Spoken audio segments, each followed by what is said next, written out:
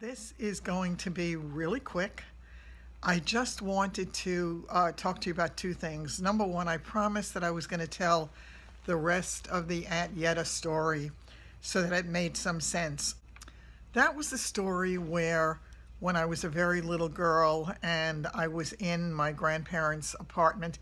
It was a four-family house that my grandparents owned, and the family lived in the various apartments in the house. So there I was with Yetta as this little girl, and she was looking across the alley talking to her friend whose name eludes me for some reason. I can picture her, but her name eludes me. In any case, she was talking about a man coming up the stairs to kill us, and she was clearly terrified. She was shaking like a leaf, and I did not know at the time. I was that young. It had to be scary, though I don't have any recollection of my feelings associated with it at that moment. But as I told you, it affected my life tremendously. And one of the things that my aunt was a very fearful woman on so many levels, and yet she was brave on some other levels in the sense that she lived alone for many years. She got divorced in a time when people didn't get divorced. And she got divorced because her husband wanted to move to California and she didn't want to leave her family. He actually had some health problems and the climate out there was going to be better for him. I would have gone. But that's another story. In any case, she was very, very fearful, and I never understood the genesis of it because my mother and my uncle, there were 4 living children that remained in that family. My mother was the eldest.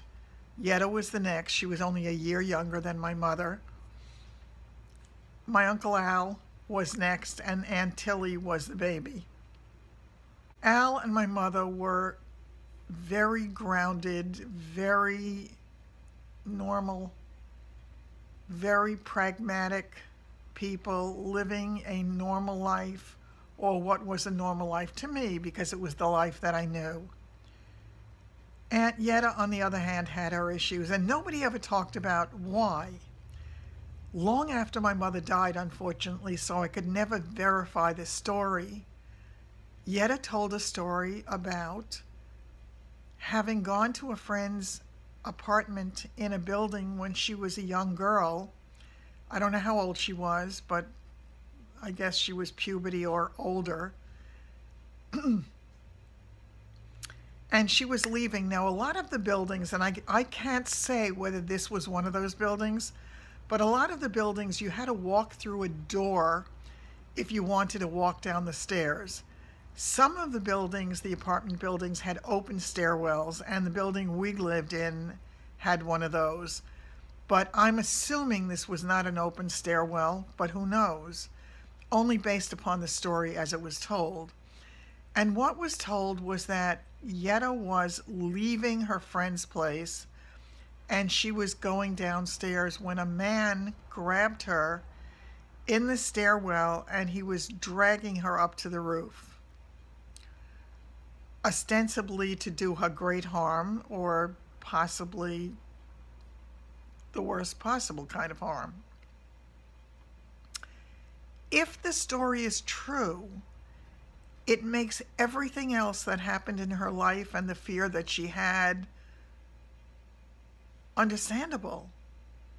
But my mother had never, ever mentioned that in all the years, and my mother died at 81. So I don't know if in fact it is the truth. I don't know if it's just Yetta thinking that, I don't know if it was a fantasy of hers or something that really happened. But if it did, it explained all the terrors of her life and would certainly make everything else make sense. So the end of Yetta's story was that as he was dragging her up to the roof, somebody came into the stairwell and it scared him and he ran away. Now, as I say, I mean, that would make everything else make sense, but I thought it was really odd that it never, ever was mentioned by my mother or anybody else in the family. So I don't, once again, was it her fear that made her think somebody was coming after her the way she did that day? Or was it because this really happened that she forevermore had the fear that somebody was coming after her? I don't know. But whatever it was, it impacted her life tremendously and mine by virtue of the fact that I was left in her care. I was left in her care probably more often than I should have been. I was with her the time that I fell off the sliding pond and I almost killed myself. We were with her when my brother was running down the stairs and fell, and his chin, bad. It was just a bad accident. And we were with her when we were so overfed that I was throwing up a lot. I mean, she was a loving, loving soul if you were related to her. She was of the mind that there was just so much love to go around. And if you gave it away to somebody else, there was not enough left for her. So it was sad, really.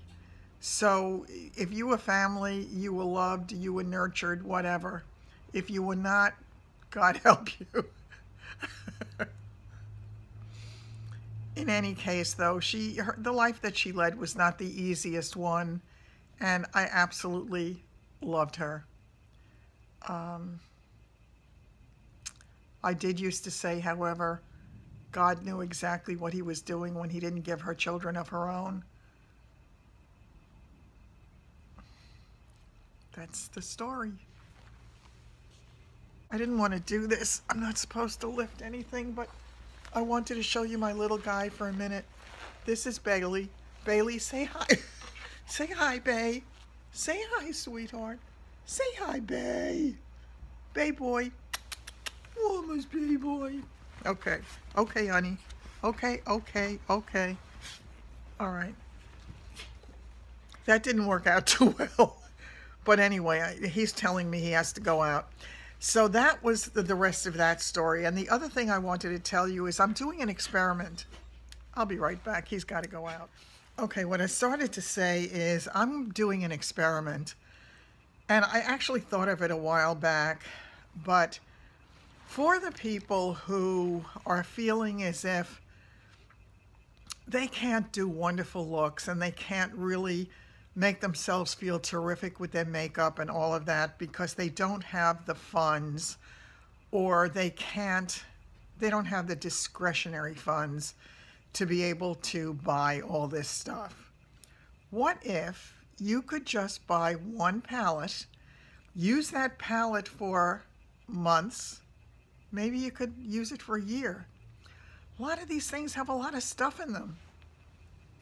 So what my goal is, and I started doing it because I accidentally started using this. And the interesting thing is, I don't remember the original cost of this. I don't think the price was probably on the box, but I got it after Christmas, and I got it because I had Nordstrom's bucks, or whatever they call it, the rewards, that were going to expire. I needed to get something or lose it.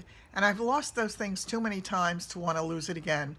So it was $20 off. And I don't remember if this was on sale for $25 or $35. So I paid almost nothing for it.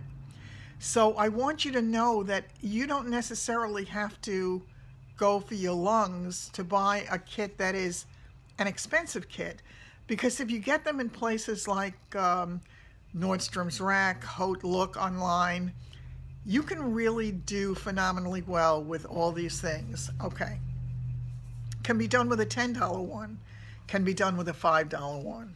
So here you go. Once again, I'm going to just quickly show you the things. You've seen it before. And it came with the pencil to boot. So all right, here we go. Look at all the colors you have in there. You have taupes, you have greens, you have toasts, you have dark greens, you have rusts, browns, blacks, blues, neutrals. This is the third look today that I've created with this palette, and I intend to do several more. They're all different. The one I did yesterday that you will actually see in a video that I'm posting after this one, and that was the one that I had done for that product that was sent to me by the company called Nudo. And I will have that one up so you'll see that look. But the looks are really nice, all of them. All of them can be achieved with one palette. So you can buy one palette. The palette that I had gotten that I absolutely adore from Profusion, that was $10. That will clearly last for a very long time and has great colors for everything from the transition on down. But these, even though they look like very small segments, very small little bits of color, they're really not. This is powdery as hell, this one though, so I will warn you about that. I tap it off a lot when I use it, but I really believe that you can achieve a phenomenal look for very little money. You can get yourself a $1 liner pencil, which I have certainly done with these. You can get yourself inexpensive lipsticks when they have the lipsticks on sale. I ate, so my lipstick came off. So here you go.